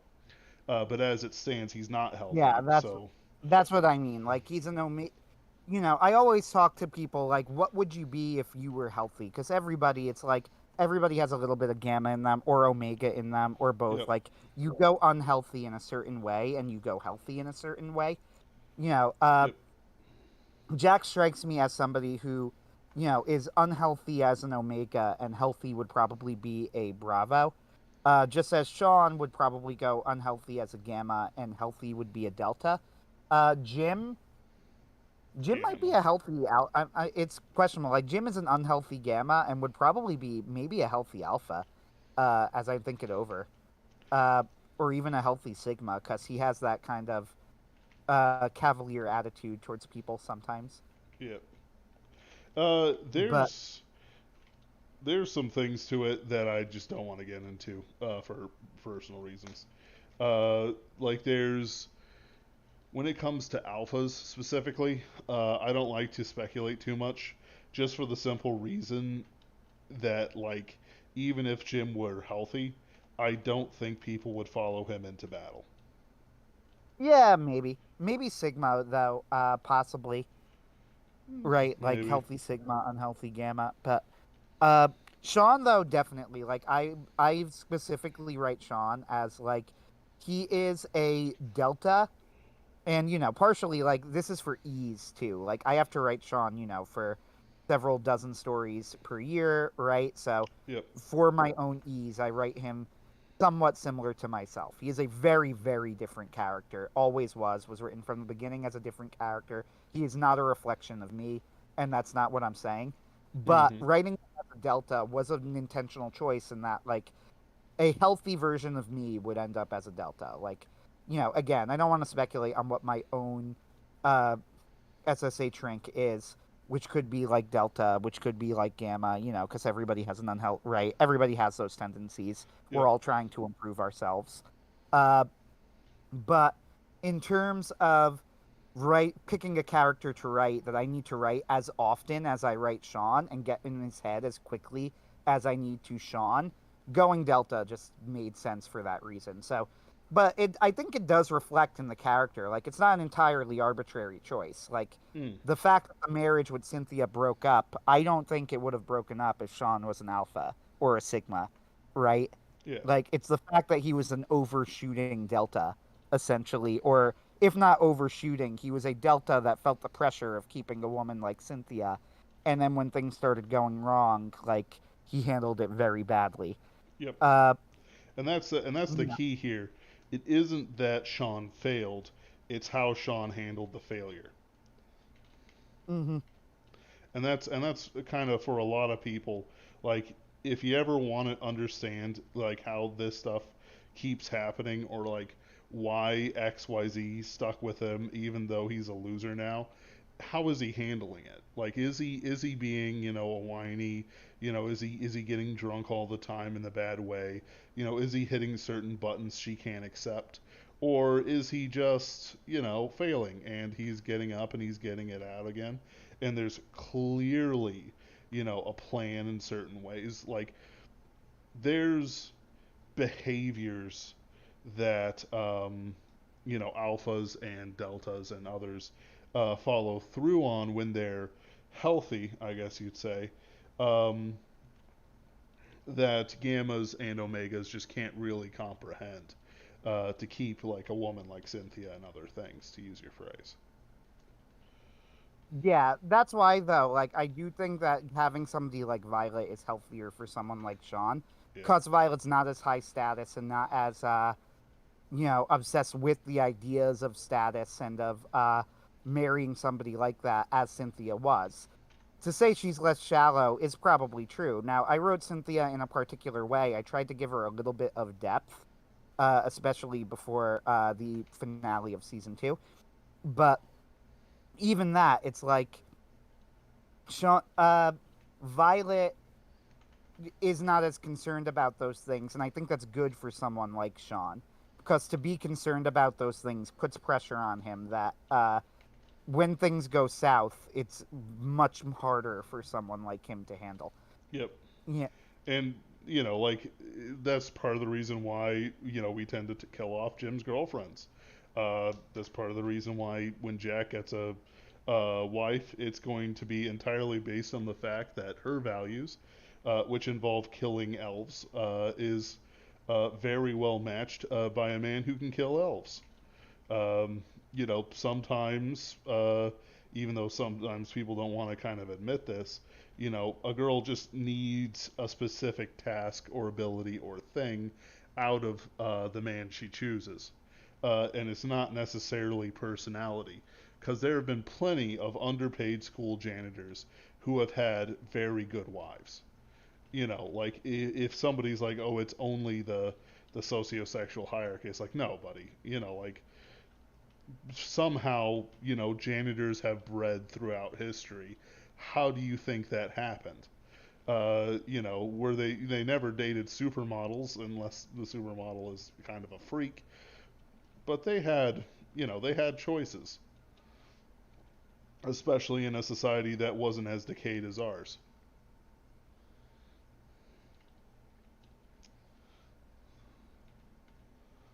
Yep, yep. Yeah, it's yeah. I'll move on. I think that's enough on that topic. So Mm.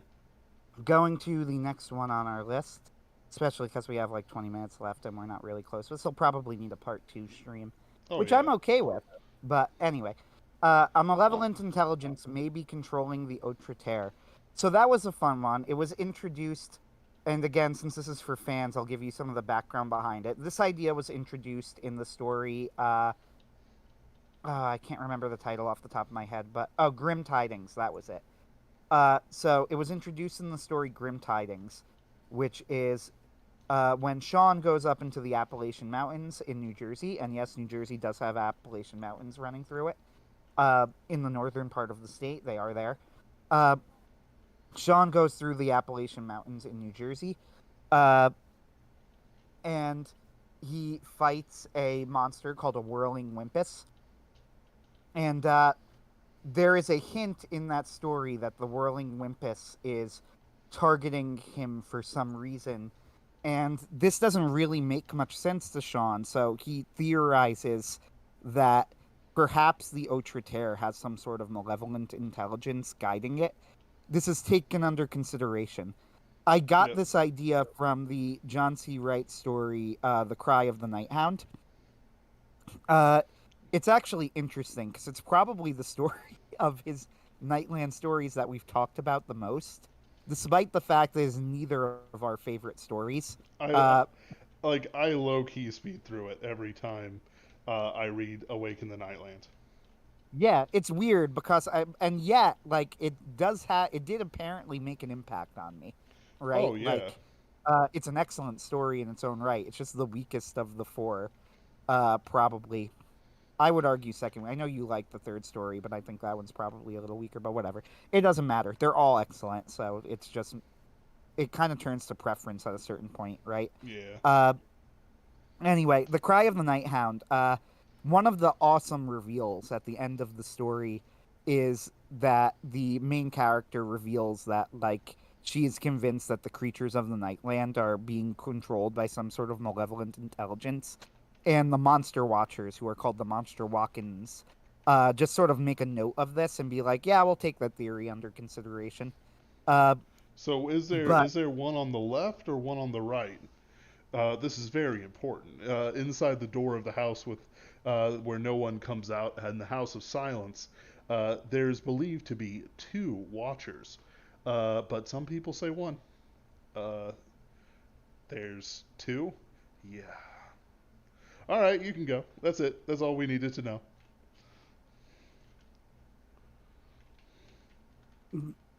uh, I'm not even yeah, exaggerating. the That's literally what happened.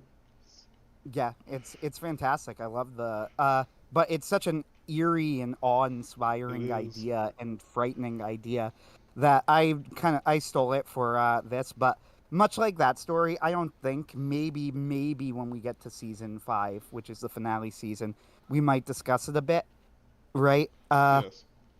We might talk about it a bit, but it also might just end up being something that's in the background as like, you know, it's just sort of there as a theory, and it's something for people to chew on. Like, Yeah. what is this thing that hates humanity so much? It wants everybody to kill. It wants to kill everyone, right? And destroy their souls and all this other stuff. And there's Hmm. some obvious things to it, but what we're talking about um, is less some sort of like Satan allegory or some nonsense like that. It's more, what drives these things to constantly torment humanity.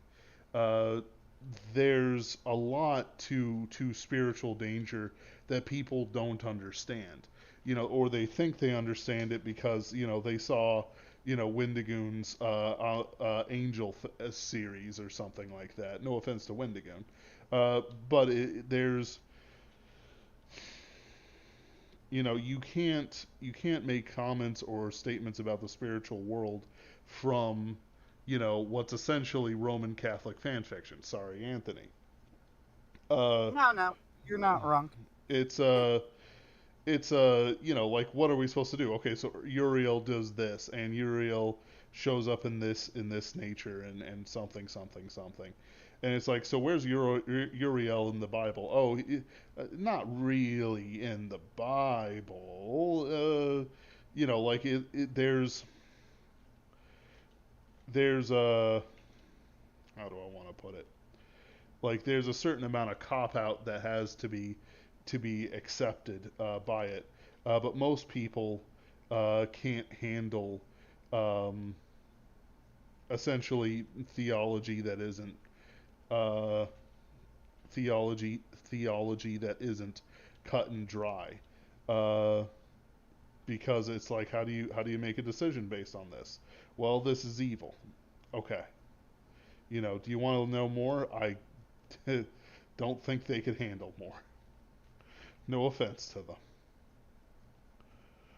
Yeah, in terms of angelology being like, as you call it, Roman Catholic fan fiction, you're absolutely correct.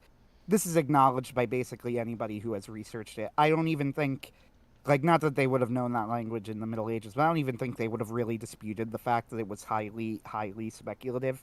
Yep. Uh, they build out like the names of the various re- legions of angels from one of which I think is actually just called legions or something, but from like picking up Legion's in the Bible. clues and yeah, picking up clues in the Bible, going like, oh, this is mentioned in this book, and this is mentioned in this book, and this is mentioned in this book, and then going like, well, based on off of this, well, what can we know? And then you go, well, very little, but maybe, you know, Maybe.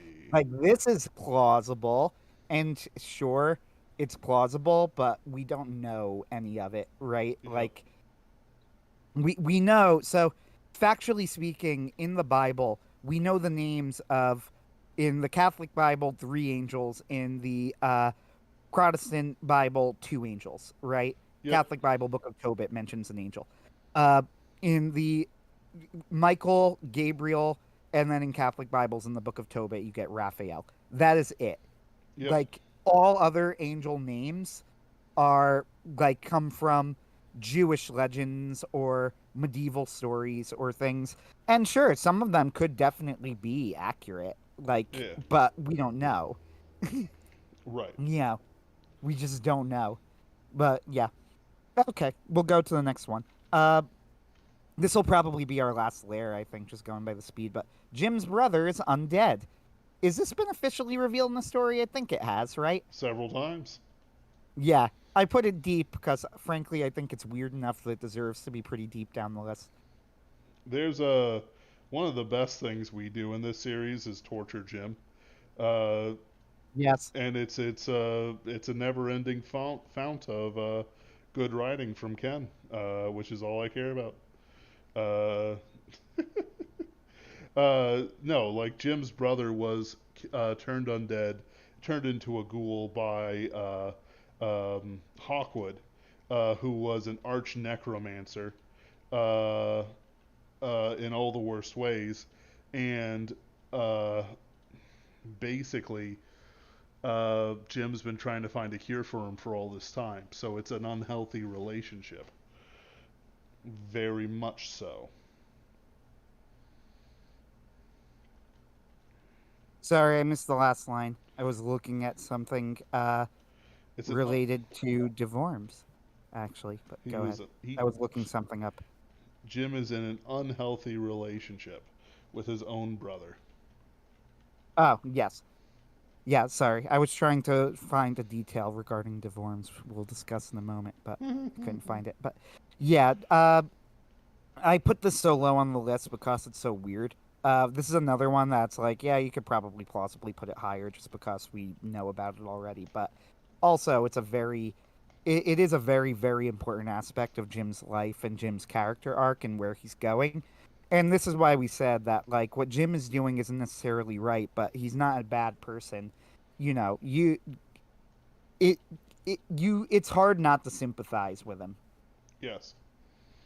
Now, do you want to So sympathize a that's what lot I'll with say. him? No, but it's like uh, no, I won't talk about that. But there's like, if you look at one of the last episodes that deal with like Jim and how he views morality, it's pretty clear that the choices he makes, hurts the people around him, causes spiritual danger, and doesn't put forward the cause of Christ as much as the man would want to, and he does want to genuinely.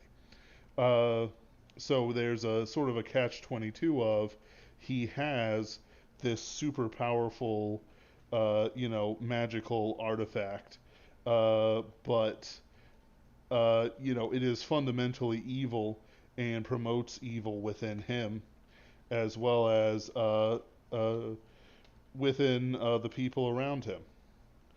And it's hard to sort of justify it as the longer it goes on and the longer he has to face things, which is a great story arc for season 4. Oh boy. Ooh, yes. Uh, this was a fun one, and this is a spoiler for fans who are listening. The current control has been married for 3 months. Nobody in the organization is aware of this. Yep. Uh, this is just true, and Ben knows who it is too. Yep. Am I going to say? Absolutely not. No. I just find this very amusing that one day it's just gonna pop up in the middle of a story that Control is married, and they're gonna be like, "What? What? You didn't think to mention this?" And then she just changes the subject, avoids talking about it. Uh, it will. I will say this though that can we confirm that the character is someone who's appeared? I'm pretty sure, right? He's appeared in the RPG. In the art. Okay, yeah, right. That was it. Yep. So Control's husband has appeared in the RPG, and that's our hint. Yep. Yep. Yep. That's it. That's all you get. I That's haven't all. even Yep. I haven't even released the RPG recordings yet. I've got 2. I need to do that. Uh, let's see. Next up, churches experience sickness like a body. This comes from. It was officially confirmed in a one of the Mother Morrow stories. I don't think it's come out yet, though, right? Yeah, it's episode 3. Oh, it was released. No, no, it will be episode 3. Okay. Oh, got it. Got it. Got it. Yeah. So this is going to be. So this is just a very slight spoiler because it's about to be released officially, but.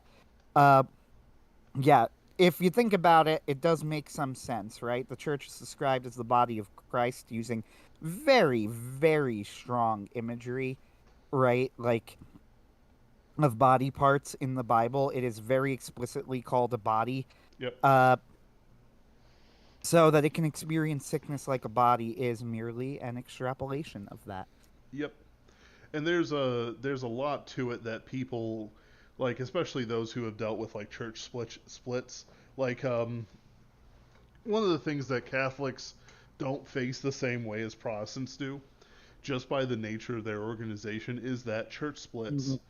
don't happen the same way that it can happen in a Protestant church. At some point, a Catholic can say, "I'm going to go 5 minutes out of my way to a different parish." Problem solved. Uh, like, I'm sure it's a little bit more complicated with that than church memberships, but I'm pretty sure that fundamentally, going to a different church parish doesn't change the game all that much. Uh, but they'll find a Latin mass that a Karen hasn't shut down. The Mhm. But like a Protestant church, you have, let's say, 100 people divided up into you know 10 to 15 families, not including pastor and whatnot, uh, not including deacons and pastor and whatnot, because they usually stay together. Uh, you have all these different opinions, and sometimes those opinions will not agree with each other. And knowing Protestants, it's all the time. But the thing is that usually people can either ignore it and just kind of keep them to themselves, or they can submit to the pastor. In general, I take that second bit. If my pastor tells me something's bad, I accept it. I am under his spiritual authority as my shepherd. I'm sure Anthony has the same relationship with his priest. Uh, or confessor, whichever is more appropriate for this particular part of the Hmm. relationship. Um, so, but then you get people who will not do that. They will not either keep their opinions to themselves, or they will fight the pastor. Now, sometimes it's as simple as church discipline. Dude, you can't come back. You are literally spreading nudism and you came into church naked. This is unacceptable. Leave. Or he can get a bunch of followers together with him, especially if the pastor doesn't have authority over the congregation like he should. Uh, and he will lead away a set amount of people. Now, in my father's, when he was a pastor, he was in a small church, and they basically brought him in because they thought they could manipulate a young, fresh out of school pastor. Now, they didn't know my dad. They didn't know his temperament. My dad has many, many faults, but he absolutely was on fire for God and still is in ways that I cannot match, and I wish I could. So essentially, they were stealing from the till. They were doing this. They were oppressing the people of the church, this family. And eventually, uh, there came time to be a split in the church.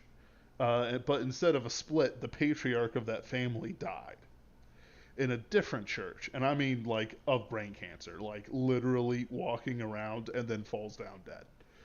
Uh, in another church that we've had a connection to, the one that was before that my dad and family were in before they had me, my mother and father specifically.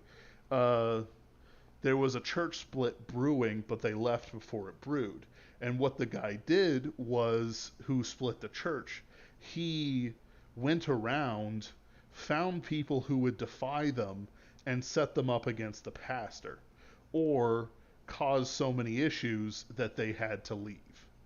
And that's why my family left that church. Dad was also going to be a pastor in another church. It just kind of worked out, the Lord's timing. So what you had was, all of a sudden, the pastor didn't have any allies. And what the guy did was, he said, all right, everyone, we're leaving, in the middle of a service, and half the people in the church left. Like, in the middle of a service.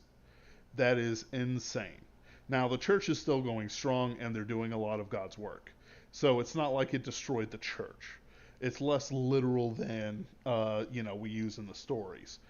But the drama does happen. These things do happen. And Hmm. it's not, and even though a lot of it is like boomers being idiots, there's also a certain amount of pride and natural destruction of church community. Paul talks about it. Oh, I am of Paul, I'm of Apollos, I'm of Jesus Christ. Church division is not anything new. Quite frankly, in my view, the Reformation was a natural event of a church split. Just because of how these things happen, what I've seen, and how I've seen God work through different sides of these issues. Some of them, like with my dad's church back in the day, are clear cut. One side was evil. Other times, this happened before with the other church I mentioned. It happened before I was born. I don't know anything about that church, whether it still exists or whether it fell apart immediately. All I know is, this is the story that some people have told me 35 years on. So there's more to things, and especially church splits and church health, than people ever really want to admit. We've mentioned on the stream before, Arius basically took over the church at some point, and it was only through hard fought theological debates and other things that the tide was pushed the other way. Whole swaths of the Orthodox Church was destroyed by monophysitism, and so on and so forth. But also, some of those Mm, churches were preserved even to the modern day, which, you know. Anyway, that's all I got for most that. of Yeah, most of them ended up actually being preserved in some form or another. Yep. Uh, but Cordell Mitchell says hello, gentlemen. Hi, Cordell. Hey, hey, Uh, Cordell. we're we're reaching the end here, so we got two left. I'm gonna save the Devorms one for last because it relates to season three. All Hollywood execs are vampires. Uh, this is true. You could see it in one of the two Violet-centric stories. The what was it called? I'm blanking on the title. So, Jim has killed a couple. And Jim has then killed a couple. and then Violet there's is there's the kind of one where suspicious. It'll end up being Violet Mordred. thought Mordred was a vampire. Yes, that was it. Which was very plausible for that reason. That's Oh one of yeah. the reasons. I think she even mentions. Wait a minute, Jim mentioned something like this. He's Uh, tall, dark, handsome, doesn't like to be out in the sunlight. He's a vampire. well, tall, pale, and handsome, not dark and handsome, It but is, yes. yes. Pale Uh, and handsome, whatever. I meant dark and brooding, there not you go. implying Uh, that Mordred was a child of Dr. Jacob, the great there you go. African scientist of the 3000 BC, Fantastic. creator of white Uh, people. yeah, we're I love that there. whole You go. thing. I love that whole mythology. It is like drinking a schizophrenic's brain straight from the tap.